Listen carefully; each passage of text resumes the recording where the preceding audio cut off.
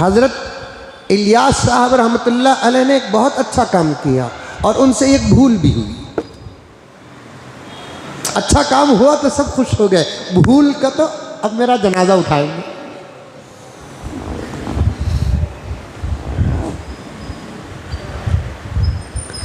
बेअदबी के साथ रद्द करना ही गुस्ताखी है।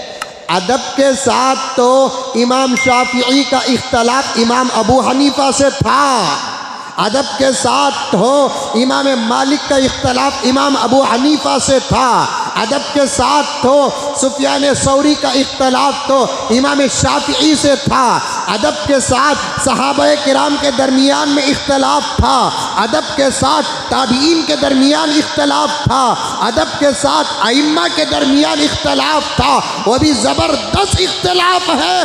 अदब के दायरे में मैं कह रहा हूँ, बेअदबी के साथ नहीं कह रहा हूँ। इन अकाबिर के जूतियों से उड़ने वाली धूल भी, खुदा की कसम, उनकी उस धूल की किस्मत तक हम नहीं पहुंचेंगे। लेकिन मुझे बात साफ करने दो मेरे प्यारों कि हज़रत इलियास साहब रहमतुल्लाह अलैह का एक ज़बरदस्त काम हुआ।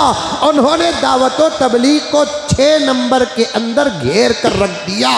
अगर आगे नंबरात बढ़ाने की इजाज़त होती तो फिर हमारे साथियान मुफ्ती बनकर इफ्ता खाने भी खोल लेते।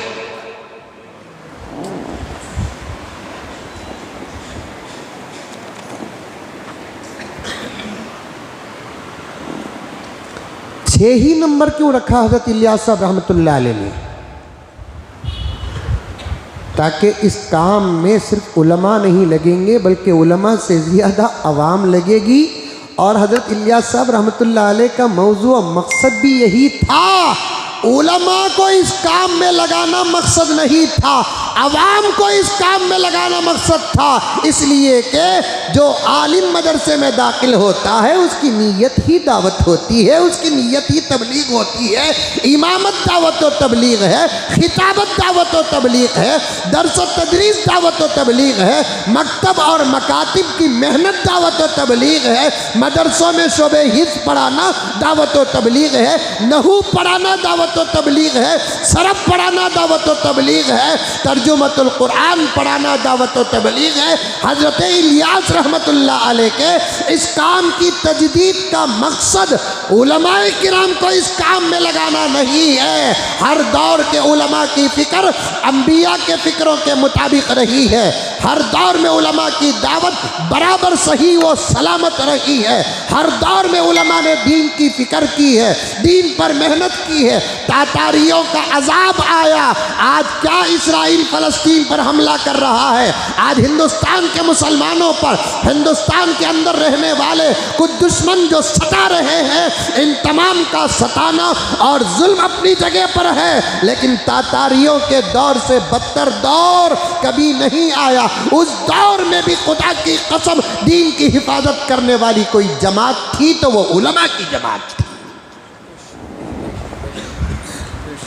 मस्जिदों के अजानों पर पाबंदी थी तातारियों के दौर में, मस्जिदों के अंदर की इमामत पर पाबंदी थी, नमाज पर पाबंदी थी। कभी तातारियों का दौर भी आपके सामने बयान करने का मौका मिले तो बयान करूंगा।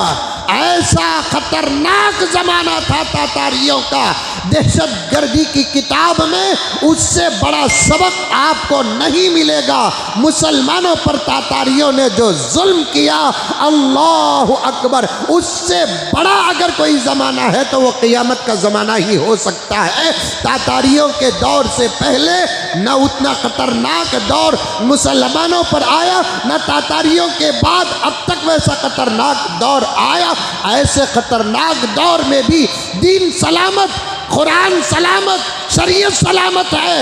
ये अल्लाह की कुदरत के बाद, नबी के सदक़े के बाद उलमा की मेहनतों का नतीजा है। मुसलमानों जानते हो, इस दीन की हिफाजत के लिए, कुरान की हिफाजत के लिए तातारियों के दौर में हज़रत उलमा कौम के बच्चों को ख़बरस्तान ले जाकर ख़बर खोद कर ख़बरों में बैठ कर कुरान पढ़ाया।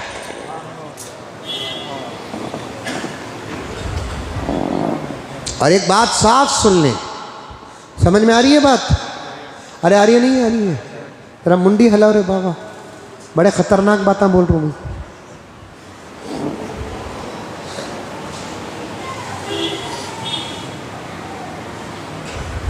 दीन की हिफाजत का काम अल्लाह ताला हर दौर में उलमा ही से लिया।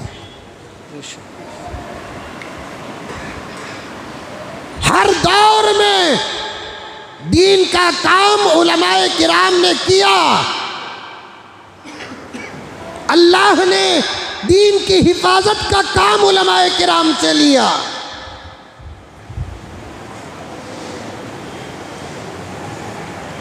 ये ना कहना कि उलमा से काम नहीं हुआ। तजदीद दावत और तबलीग की उम्र 100 साल है। मदारिस और मकातिब की उम्र 1450 साल है।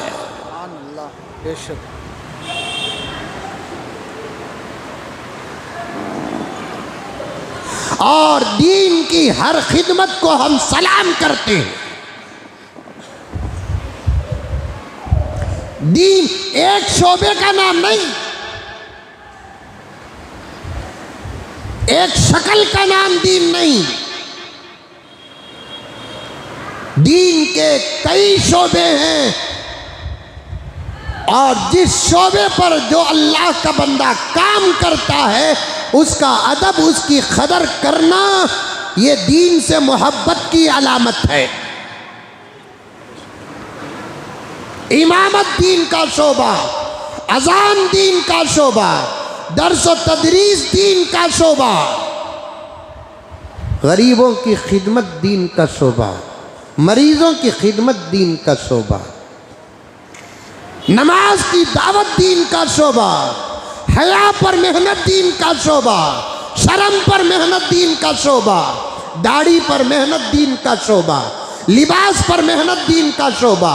और उम्मत मोहम्मदिया सल्लल्लाहु अलैहि वसल्लम में जितनी जमातें दीन के मुख्तलिफ शोबों पर काम कर रही है, तमाम शोबों को ये आदिश सलाम करता है, अदब करता है, एहतराम करता है। लेकिन साफ कहता है, कोई शोबे वाला ये कहता है कि मेरा ही शोबा दीन का है, दूसरे सब शोबे बेकार हैं, तो वो गलत है और गलत पैगाम दे रहा है।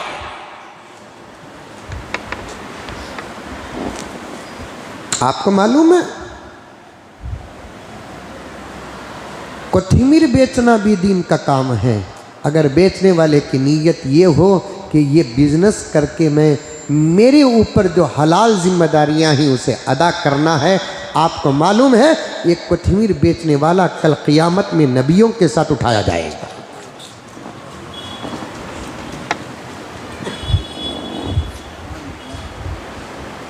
पुदीना बेचने वाला मोमिना मुसलमान है और वो इस नीयत से ये काम कर रहा है, 50 कट्टे अगर मैं पुदीना बेचूंगा, 50 कट्टे में कोथिमीर बेचूंगा, रोज़ाना मुझे 300 साढ़े 300 की आमदनी होंगी। मुझे घर में बीवी बच्चों की जिम्मेदारी निभाना है, माँ बाप का हक अदा करना है, उनका खर्च अदा करना है। कुछ पैसे बच जाए, मस्जिदें पूरी पूरी बनाने वाले बना रहे हैं, मैं एक 10 रुपये मस्जिद की झोली में डालूंगा, 10 रुपये मदरसे को चंदा दूंगा, किसी गरीब को 5 रुपये में अतिया दूंगा। खुदा की कसम, ऐसे ताजिर जिनके बारे में प्यारे आका ने फरमाया, अत्ताजिरु सदूक युहशरु यौमल क़ियामा मअल अंबिया व सिद्दीकीन व शुहदा, सच बोल कर तिजारत करने वाला हशर के दिन खबरों से नबियों के साथ उठाया जाएगा, सिद्दीकों के साथ उठाया जाएगा, शहीदों के साथ उठाया जाएगा। अब मैं जुमे का बयान करने वाला या मौलाना जो 5 वक्त की नमाज पढ़ाने वाले क्या कोथिमीर बेचने वाले को हकीम निगाह से देखने की इजाज़त है और उसे ये कहने की क्या हमको इजाज़त है तेरा काम बड़ा नहीं मेरा काम बड़ा है? नहीं, वो भी एक दीन के शोबे पर काम कर रहा है, हम भी एक दीन के शोबे पर काम कर रहे हैं। हलाल कमाना इबादत है, हलाल खाना इबादत है, हलाल खिलाना इबादत है। वरना जो बाप अपने बच्चों को हराम खिलाता है, बच्चों की पूरी जिंदगी के लुक़मों का जवाब अल्लाह के पास बाप को देना है।